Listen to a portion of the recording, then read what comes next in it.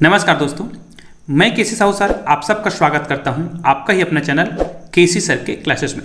आइए दोस्तों, आज मैं आप लोगों के लिए जो सूचना लाया हूं वो बहुत ही महत्वपूर्ण है और इसमें मैं ये भी बताऊंगा कि हम वर्चुअल स्कूल के अंतर्गत ऑनलाइन असेसमेंट कैसे करेंगे। देखिए, आप सभी जानते हैं कि सीजी स्कूल पोर्टल में कक्षा पहली से लेके 8वीं तक के बच्चों का हमको आकलन करना है और ये सीजी स्कूल पोर्टल में जो पंजीकृत है उनका भी करना है और जो पंजीकृत नहीं है उनका भी करना है।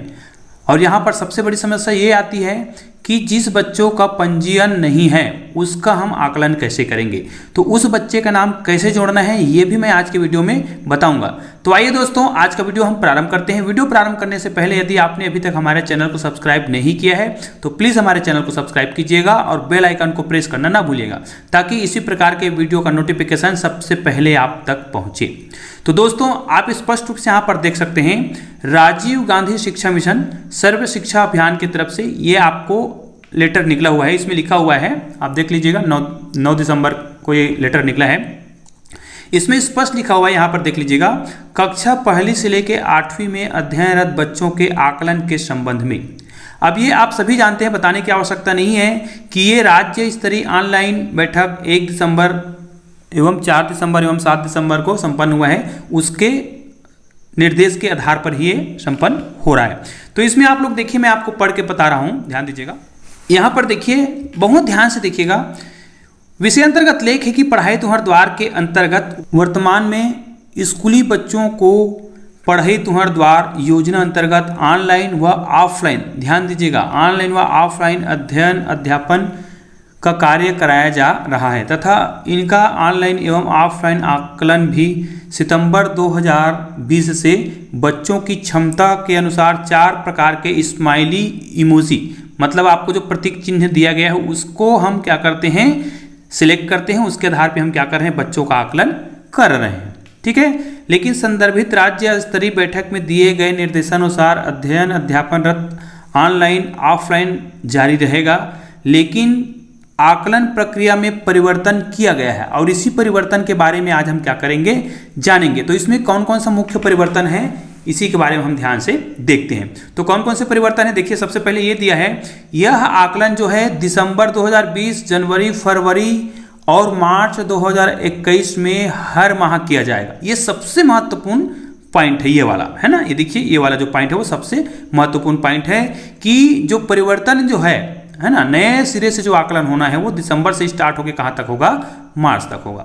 इसमें करना कैसे, इसके बारे में हम बता रहे हैं। देखिए, यह आकलन कक्षा पहली से 8वीं में अध्ययनरत बच्चों का किया जाएगा, ये भी आप जानते हैं। अब यह आकलन कैसे किया जाएगा, किस विषय का होगा, ये भी देख लेते हैं। यह आकलन बच्चों के कक्षानुसार बुनियादी ज्ञान पर आधारित होगा, जिसमें मुख्यतः गणित एवं भाषा हिंदी विषय का होगा। परंतु अगर अंग्रेजी माध्यम का स्कूल है तो वहाँ पे भाषा में क्या होगा, अंग्रेजी विषय का आकलन किया जाएगा। इस बात का विशेष ध्यान रखना है। आगे देखिए, आकलन हेतु निम्नानुसार 3 समूह बनाए जाएंगे और ये समूह क्या है, इसी के बारे में आज हम क्या करेंगे, जानेंगे। तो इसको देखिए किस प्रकार का समूह बनाया गया है, ध्यान से देखिएगा। यहाँ पर देखिए, आकलन के लिए 3 समूह जो बनाए जाएंगे वो कौन कौन सा है। पहला दिया हुआ है प्रथम समूह कक्षा पहली से दूसरी के बच्चों के गणित एवं भाषा में यह देखा जाएगा कि इस समूह के बच्चों को कक्षा पहली का बुनियादी ज्ञान प्राप्त हो चुका है या नहीं। और एक बात याद रखिए, इसमें आपको पता है कि इसमें जो नया आकलन जो आया है उसमें हाँ या ना में जवाब देना है, आपको स्माइली का प्रयोग नहीं करना है, इस बात का विशेष ध्यान रखिएगा। यहाँ पर दूसरा देखिए, दूसरे समूह में कक्षा तीसरी, चौथी एवं 5वीं के बच्चों को कक्षा तीसरी तक का, ध्यान दीजिए, कक्षा पहली से लेकर तीसरी तक का गणित और भाषा का पूर्ण बुनियादी ज्ञान होना चाहिए। क्यों?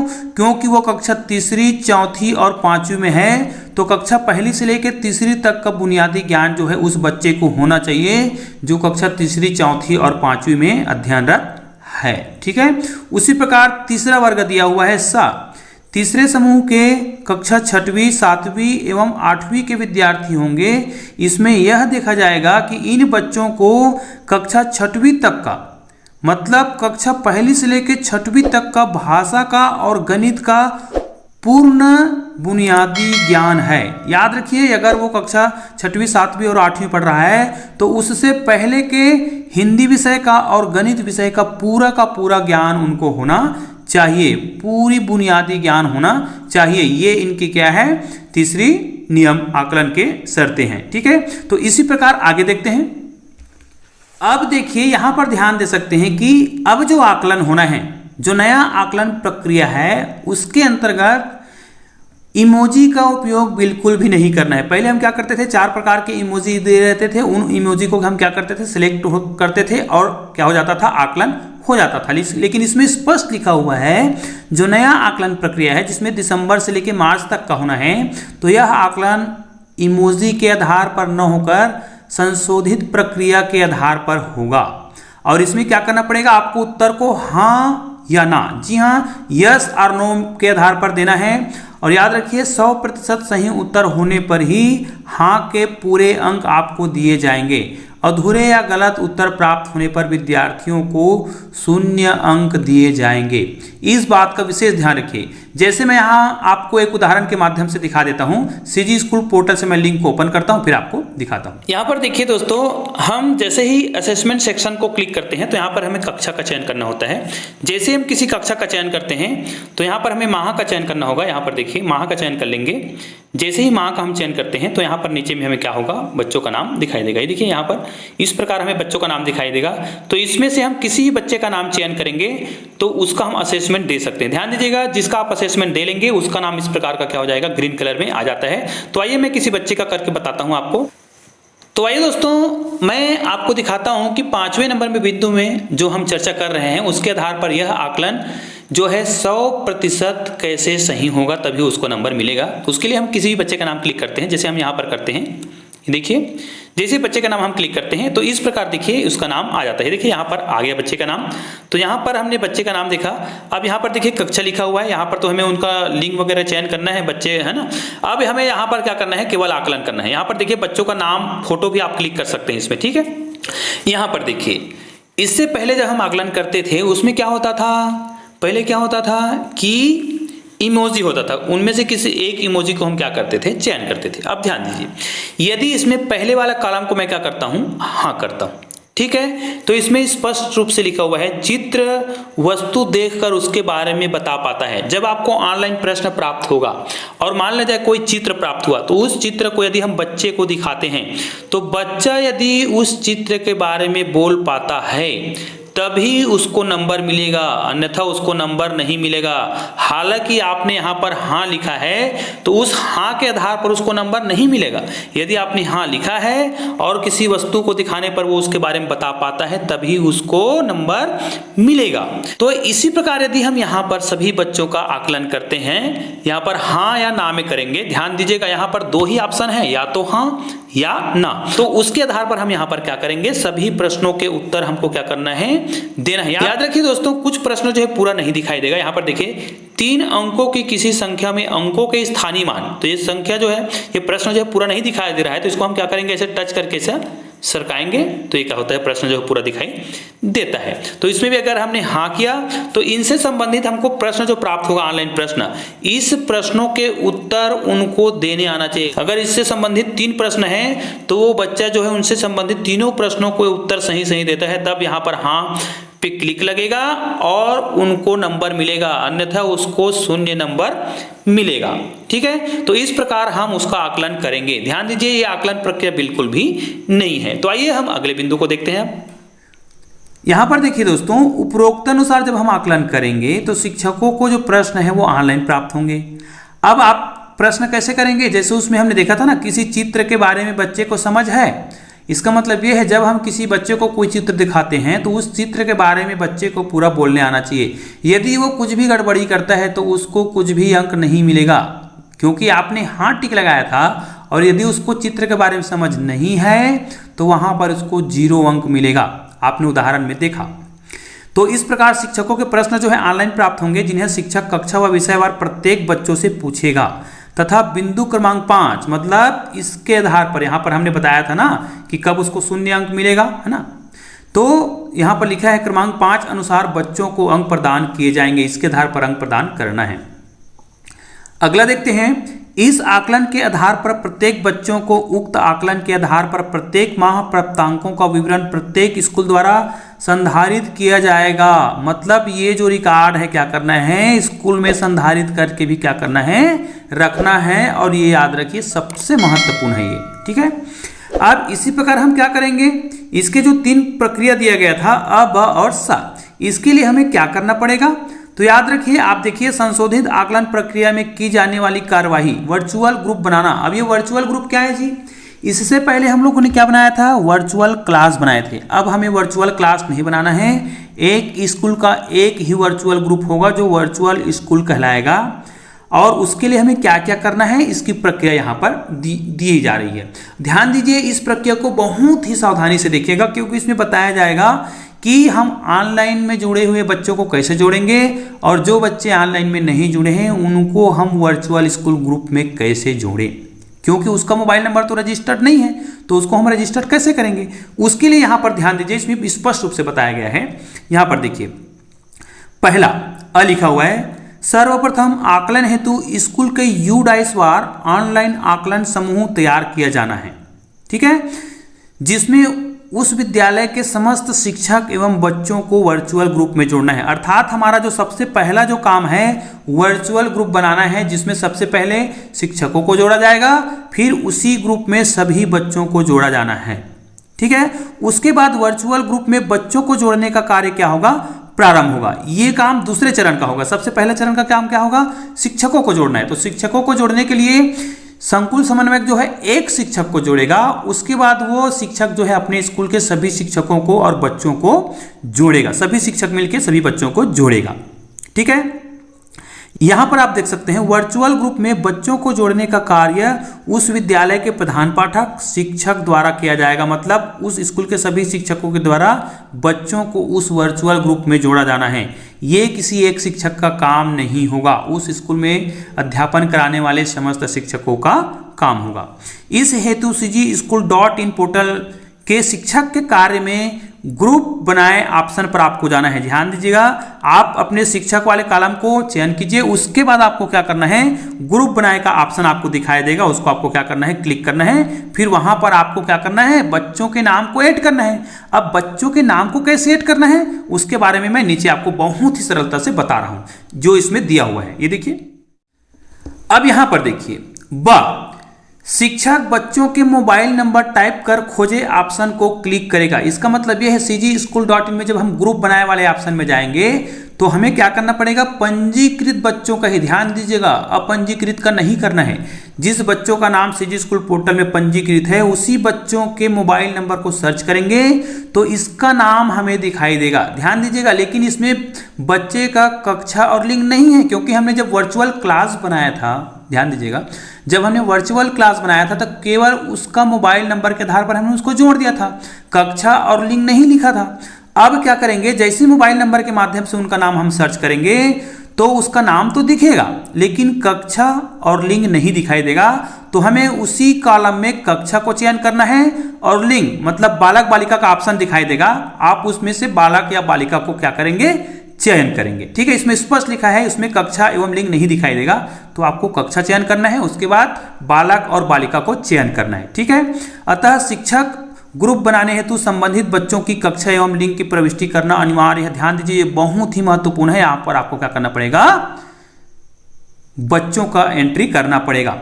अगर बच्चों का फोटो उपलब्ध हो तो उसे पेश किया जाना है, मतलब बच्चों का फोटो भी लगाना है, उसमें ऑप्शन रहेगा बच्चों का फोटो कहां पर लगाना है। लेकिन जो बच्चे CGSchool पोर्टल में पंजीकृत नहीं है, ये देखिए ये बहुत ही महत्वपूर्ण है, नहीं है, उन बच्चों को भी जानकारी पंजीकृत बच्चों के साथ किया जाना है। लेकिन आप तो जानते हैं उनका जब हम मोबाइल नंबर सर्च मारेंगे तो उसका नाम नहीं दिखाई देगा, तो उस बच्चे का नाम हम कैसे जोड़ेंगे, तो इसको मैं अगले पॉइंट में बता रहा हूं, इसको ध्यान से सुनिएगा और आप निश्चित रूप से उस बच्चे का नाम भी बहुत आसानी से जोड़ पाएंगे, ठीक है। तो इसके लिए क्या करना पड़ेगा, यहां पर देखिए लिखा, तीसरे बिंदु पर चलते हैं। इसमें स्पष्ट रूप से बताया गया है, इस हेतु अपंजीकृत मतलब जिसका पंजीयन नहीं हुआ है उन बच्चों को भी CGSchool.in के जो नया ग्रुप बनाएंगे, है ना, वर्चुअल स्कूल ग्रुप जो बनाएंगे उसमें पंजीकृत करना अनिवार्य है। लेकिन हम जानते हैं कि उनके पास मोबाइल नहीं है, तो उन्हें हम कैसे जोड़ेंगे? तो उन्हें मोबाइल युक्त बच्चों के नाम के साथ जोड़ना है। समझ आ रहा है ना? जिनका सीजी स्कूल पोर्टल में नाम है उस बच्चे के नाम के साथ इस बच्चे का नाम जोड़ा जा सकता है। ध्यान दीजिएगा। और एक बच्चे के मोबाइल नंबर से हम 60 बच्चों के नाम को जोड़ सकते हैं। ठीक है, यहां पर लिखा हुआ है उन्हें मोबाइल युक्त बच्चों के नाम के साथ कॉमा या स्पेस देकर जोड़ना है। कॉमा या स्पेस का मतलब समझते हैं ना कि यदि किसी बच्चे का नाम राहुल है तो राहुल के बाद क्या लगाएंगे? कॉमा लगाएंगे, और कॉमा के बाद क्या कर देंगे? स्पेस कर देंगे। उसके बाद उस दूसरे बच्चे का जिसका पंजीयन नहीं है सीजी स्कूल पोर्टल में, उसका नाम लिखेंगे। उसके बाद उसका क्या लिखेंगे? कक्षा लिखेंगे और लिंग भी लिखेंगे उसके बगल में। ठीक है, तो इस प्रकार हम उसका नाम जोड़ सकते हैं। इसमें स्पष्ट लिखा हुआ है, देखिए। लेकिन इस बात का विशेष ध्यान रखिएगा, कामा और स्पेस देना बहुत जरूरी है। मैंने बताया ना कि नाम के बाद कामा और स्पेस देना बहुत जरूरी है। उन बच्चों के नाम के बगल में, उस बच्चे के नाम के बगल में ही आपको क्या लिखा देना है? कोष्टक लगा देंगे और उसमें कक्षा और लिंग लिखेंगे। कक्षा मतलब कक्षा 6वीं 7वीं जो भी कक्षा है उसको लिख देंगे, और उसके बगल में ही लिंग, लिंग का मतलब बालक या बालिका लिख सकते हैं। ठीक है, उसके बाद बालक बालिका लिख करके हम क्या कर देंगे? उसमें सुरक्षित का ऑप्शन नीचे रहेगा नीले कलर में, उसको हम क्या कर देंगे? क्लिक कर देंगे। जैसे क्लिक करेंगे तो उस बच्चे का नाम भी सीजी स्कूल पोर्टल में पंजीकृत हो जाएगा। और याद रखिए, एक मोबाइल नंबर से अधिकतम 60 अपंजीकृत बच्चों को जोड़ा जा सकता है। मतलब किसी एक बच्चे का मोबाइल पंजीकृत है तो उसी बच्चे का नाम हम सिलेक्ट करेंगे। मान लीजिए राहुल है तो राहुल का नाम हम हर बार क्या करेंगे? सिलेक्ट कर सकते हैं, और उसके बगल में क्या कर सकते हैं? किसी दूसरे बच्चे का नाम जोड़ सकते हैं जिसका पंजीकृत नहीं है सीजी स्कूल में। इसका मतलब यह भी है, अर्थात स्कूल के आकलन वर्चुअल ग्रुप में 100% शिक्षक एवं 100% बच्चों को जोड़ना अनिवार्य है। यहाँ पर आप स्पष्ट रूप से देख सकते हैं, उस वर्चुअल स्कूल में उस स्कूल के सभी शिक्षकों का नाम होना अनिवार्य है। उसमें प्रधान पाठक भी होंगे और सभी शिक्षक भी होंगे। साथ में उस स्कूल में पढ़ने वाले सभी बच्चों का नाम भी होगा, चाहे वो सीजी स्कूल पोर्टल में पंजीकृत हो या ना हो, क्योंकि ये नया वाला जो आकलन है वो हर बच्चों का होगा। और ये भी बता दिया गया है कि जिनका मोबाइल नंबर पंजीकृत नहीं है उसका हम पंजीयन कैसे करेंगे। यहाँ पर स्पष्ट लिखा हुआ है, एक एक बच्चे की जानकारी संबंधित विद्यालय के शिक्षक द्वारा अविलंब प्रारंभ कर 1 सप्ताह के भीतर पूर्ण भी कराना है। याद रखिएगा। इसके बाद देखिएगा, पहले चरण में विद्यालय के 100% बच्चों एवं शिक्षकों के वर्चुअल ग्रुप बन जाने के पश्चात आकलन की प्रक्रिया जो है CGSchool.in में शिक्षक के कार्य के अंतर्गत विद्यार्थी का असेसमेंट लिंक के माध्यम से कक्षावार एवं विषयवार शिक्षकों को प्राप्त माहवार प्रश्नों के आधार पर एक एक बच्चे का आकलन कर बच्चों के प्राप्तांकों की प्रविष्टि भी ऑनलाइन ही क्या करना है? की जानी है, जो बहुत ही महत्वपूर्ण है। तो सारांश रूप में हम क्या कह सकते हैं? तो इसको हम अगले पेज में देखते हैं। तो यहां पर आप देख सकते हैं दोस्तों, पंजीकृत बच्चों और शिक्षकों का स्कूलवार यूडाइसवार एक समूह बनाया जाना है। तत्पश्चात उनका ऑनलाइन और ऑफलाइन आकलन किया जाना है। परंतु जो बच्चे ऑफलाइन कक्षा, मोहल्ला क्लास आदि में पढ़ रहे हैं, उन बच्चों को सर्वप्रथम ऊपर में बताई गई प्रक्रिया के अनुसार, मतलब कैसे, जिनका पंजीकृत है उसके नाम के बगल में अपंजीकृत बच्चों का नाम जोड़ना है। वो भी क्या? कॉमा और स्पेस लगाकर, और कोष्टक में क्या लिखना है? कक्षा और लिंग लिखना है। तो इस प्रकार हमें उसका क्या करना है? नाम जोड़ना है। इसमें स्पष्ट लिखा हुआ है बच्चों के नाम जोड़ना है, कॉमा और स्पेस देकर सीजी स्कूल पोर्टल में पंजीकृत करना अनिवार्य होगा, तथा अंत में इनका ही क्या किया जाना है? आकलन किया जाना है। अब देखिए, यहां पर देखिए आखिरी बिंदु पर आते हैं। इस पूरी प्रक्रिया का जिला, विकासखंड एवं संकुल स्तर के अधिकारियों एवं मॉनिटरिंग ग्रुप द्वारा 20% आकलन प्रक्रिया का निरीक्षण किया जाएगा। मतलब यदि आपके स्कूल में 100 बच्चे हैं तो उनमें से 10 से 20 बच्चों का आकलन किया जाएगा। यदि अगर आपके स्कूल में कितने बच्चे हैं? मान लीजिए 85 बच्चे हैं तो उनमें से क्या 5 से 10 बच्चों का आकलन किया जाएगा, उनका निरीक्षण किया जाना अनिवार्य है। तो आप लोग इसके लिए क्या करिए? तैयार ही रहिएगा। साथ ही इस कार्य की प्रत्येक स्तर पर इस कार्य के प्रगति की साप्ताहिक समीक्षा भी की जाएगी और यह अनिवार्य है। प्रथम चरण में उपरोक्तानुसार बच्चों एवं शिक्षकों का वर्चुअल ग्रुप बनाने का कार्य अविलंब प्रारंभ किया जाना है। ये भी जानते हैं दोस्तों, समय समय पर प्राप्त नए निर्देशों से आपको अवगत कराया जाता है। किसी भी प्रकार के तकनीकी समस्या के लिए आपको प्रोग्रामर का नंबर दिया जाता है और इस नंबर पर आप क्या कर सकते हैं, संपर्क कर सकते हैं और अपनी समस्या का निदान कर सकते हैं। तो दोस्तों इस प्रकार आज आप निश्चित रूप से वर्चुअल ग्रुप बनाइएगा और सभी बच्चों को उस पंजीकृत मोबाइल नंबर के माध्यम से अपंजीकृत बच्चों को भी जोड़िएगा। तो दोस्तों उम्मीद है आज का वीडियो आपको पसंद आया होगा और यदि आज का वीडियो पसंद आया तो प्लीज इसे अधिक से अधिक शिक्षक साथियों तक शेयर कीजिएगा ताकि सभी शिक्षक साथी इस वीडियो का लाभ उठा सके।